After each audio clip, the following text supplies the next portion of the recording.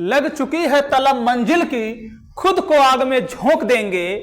लग चुकी है तलब मंजिल की, खुद को आग में झोंक देंगे। ठोकरे कहते हैं मारे जाओगे, हौसले कहते हैं देख लेंगे। जय हिंद साथियों, आपके बीए का जो सीरीज चल रहा है उसमें हम आज बीए फोर्थ सेमेस्टर की बात करेंगे। आज हम बीए फोर्थ सेमेस्टर की बात करेंगे और फोर्थ सेमेस्टर में जो हमारा सब्जेक्ट है वह है ज्योग्राफी। और ज्योग्राफी में हमें जो पेपर पढ़ना है उसका नाम है इकोनॉमिक ज्योग्राफी, यानी आर्थिक भूगोल। इसको हिंदी में बोलते हैं आर्थिक भूगोल। यह जो आर्थिक भूगोल है यह मानव भूगोल का एक महत्वपूर्ण पाठ है। हम इसी के बारे में अध्ययन करेंगे। तो आज हम देखेंगे कि हमें टोटल 8 यूनिट पढ़ने हैं। बीए फोर्थ सेमेस्टर में जो आर्थिक भूगोल है उसमें टोटल 8 यूनिट पढ़ने हैं। आज हम उसके सिलेबस को देखेंगे। उसके बाद प्रॉपर हम इस पे टॉपिक वाइज टॉपिक वीडियो बनाएंगे जिससे आपकी आने वाली परीक्षा बेहतर हो सके और मजबूत हो सके। इसको लेकर के हम निरंतर प्रयास करते रहेंगे जिससे आप एक अच्छा परफॉर्मेंस करें परीक्षा में। तो चलिए देखते हैं कि आज हमें क्या सिलेबस है, और सिलेबस को आज ही नोट कर लीजिए और प्रत्येक टॉपिक बाय टॉपिक वीडियोस आपको जाता रहेगा। चाहे आप सेकंड सेमेस्टर के हों, चाहे आप फर्स्ट सेमेस्टर के हों, या आप फोर्थ के हों या सिक्स के हों, सभी वीडियोस आपको देते रहेंगे हम। तो चलिए आज हम बात करते हैं यूनिट फर्स्ट। यूनिट फर्स्ट में हमको पढ़ना है आर्थिक भूगोल का अर्थ। इसमें इसके हम अर्थ को देखेंगे। जो आर्थिक भूगोल है वह क्या है, उसका क्या अर्थ है, हम उसको पढ़ेंगे। उसकी अवधारणाएं क्या हैं इसको भी हम जानेंगे। साथ में हम इसके परिभाषाओं को भी पढ़ेंगे। इसमें परिभाषा तो नहीं पूछा है लेकिन हम परिभाषा को पढ़ेंगे क्योंकि परीक्षा में परिभाषाएं जरूर पूछते हैं। तो हम इसलिए इसकी परिभाषा भी पढ़ेंगे। और साथ में अवधारणा और दृष्टिकोण उसे हम कितने नजरिए से देख सकते हैं, उसे हम कितने तरीके से हम उसको पढ़ सकते हैं, या उसको कितने माध्यम से हम उसका अध्ययन कर सकते हैं, इसको भी हम इसमें देखेंगे। कृषि क्षेत्र, दुनिया में जो कृषि क्षेत्र हैं उसको भी हम इसके अंतर्गत पढ़ेंगे। इसमें जो विटलसी महोदय हैं, विटलसी महोदय एक बहुत बड़े विद्वान हैं, उनका भी सिद्धांत हमें इस यूनिट में पढ़ना पड़ेगा। तो हम अगर ये हमारा फर्स्ट यूनिट था, अगर हम सेकेंड यूनिट की बात करें तो सेकेंड यूनिट में हमको पढ़ना है रिसोर्स यानी संसाधन। संसाधन की अर्थ क्या है यानी उसके अर्थ के बारे में पढ़ेंगे, उसकी अवधारणाएं पढ़ेंगे, साथ में उसका वर्गीकरण पढ़ेंगे। अवधारणा क्या है माने उसके हम कितने विषयों पर कितने तरीके से उसे हम किसके हिसाब से अध्ययन कर सकते हैं, उसको जान सकते हैं, इसे पढ़ेंगे। और इसके साथ साथ दोस्तों हम ये इसके अर्थ को भी संसाधन के समझेंगे और उसका वर्गीकरण कितने तरीके से किया जाता है हम उसके वर्गीकरण को भी देखेंगे। और आर्थिक गतिविधियों का माने जो संसाधन है वह संसाधन क्या करता है, मानव का हेतु सहयोग करता है, यानी कि मानव के हेतु उपयोग में आता है, यानी कि आर्थिक गतिविधियों का भी हम अध्ययन करेंगे। इसके अंतर्गत इसका अध्ययन करेंगे आर्थिक गतिविधियों का। और उसके साथ हम संसाधन से जुड़े हुए स्थानीय संगठन जितने हैं उसका भी हम इसमें अध्ययन करेंगे। और यह रहा हमारा एक चीज इसमें ध्यान रखिएगा, इसमें संसाधन का प्रकार पूछेगा। यही वर्गीकरण हम प्रकार में भी लिख सकते हैं, इसके प्रकार पूछेगा। और साथ में संसाधन संरक्षण बार बार प्रश्न आता है पेपर में, जो इसमें नहीं दिया है लेकिन आप उसको जरूर पढ़िएगा। हम उसे पढ़ाएंगे आपको। क्या पढ़ेंगे आप इसमें, संसाधन संरक्षण भी आप इसमें पढ़ लीजिएगा। अगर आप संरक्षण नहीं पढ़ेंगे तो आप परीक्षा में हो सकता है आपका एक आध दो प्रश्न छूट जाए, इसलिए आपको इसको भी पढ़ना है। यह हमारा था यूनिट सेकेंड संसाधन का।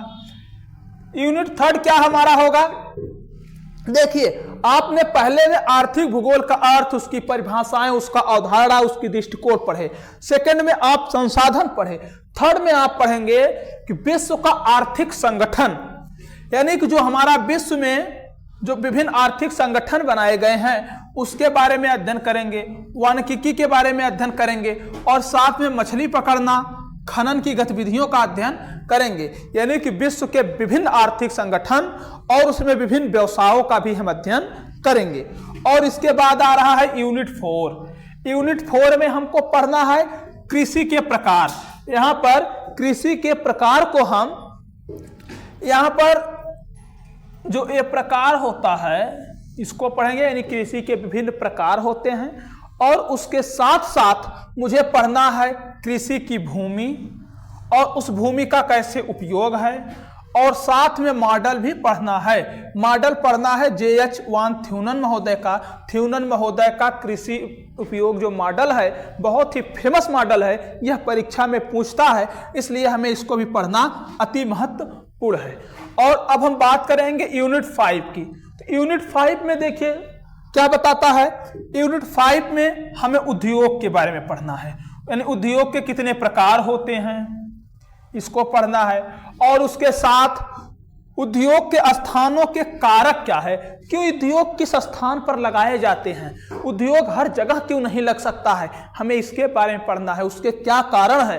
और हमें विभिन्न उद्योग के बारे में पढ़ना है, लोहा और इस्पात उद्योग के बारे में पढ़ना है, लोहा और इस्पात। और उसके साथ साथ सूती वस्त्र उद्योग हमको पढ़ना है, और उसके साथ चीनी उद्योग भी पढ़ना है, और वेबर महोदय का औद्योगिक अवस्थिति सिद्धांत भी पढ़ना है।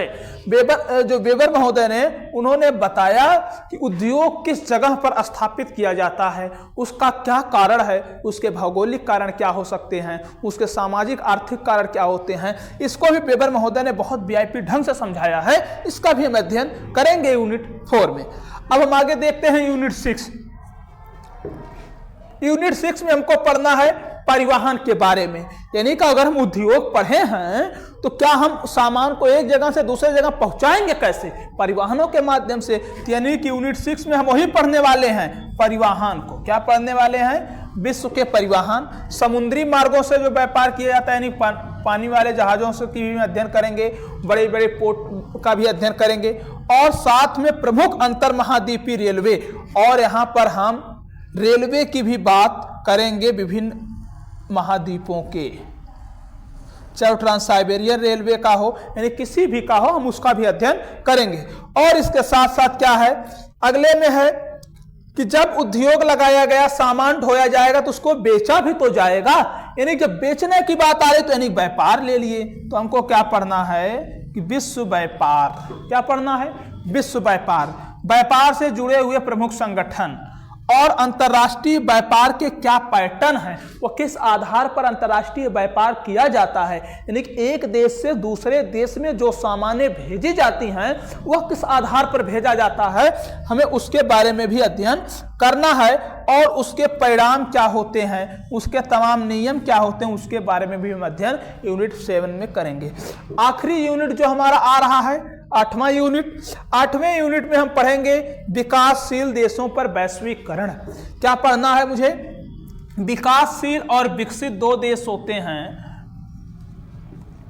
जो विकसित देश होता है इसका मतलब होता है कि यह देश अपने सभी संसाधनों से परिपूर्ण है, और यह जो है कि अपने उस स्थान तक पहुंच गया है जहां उसको संतुष्टि प्राप्त हो सकती है। लेकिन विकासशील देश वह देश है जो अभी भी अब संतुष्ट नहीं है, वह निरंतर प्रगति के तरफ बढ़ रहा है, वह विकासशील देश के श्रेणी में गिना जाता है। भारत हमारा विकासशील देश के श्रेणी में गिना जा रहा है, और हम इस देश पर जो वैश्वीकरण है, हम वैश्वीकरण के प्रभाव को भी पढ़ेंगे कि क्या प्रभाव पड़ रहा है, यानी जो ग्लोबलाइजेशन हो रहा है, एक देश दूसरे देश से जुड़ रहे हैं, एक देश दूसरे देश से व्यापार कर रहे हैं, इसके बारे में भी हम, इसका क्या प्रभाव विकासशील देश पर पड़ रहा है, इसके बारे में भी हम अध्ययन करेंगे। यह रहा हमारा यूनिट 4, और यह रहा हमारा चौथे सेमेस्टर यानी कि 4th सेमेस्टर का इकोनॉमिक्स ज्योग्राफी यानी कि आर्थिक भूगोल की चर्चा किया हूं मैं।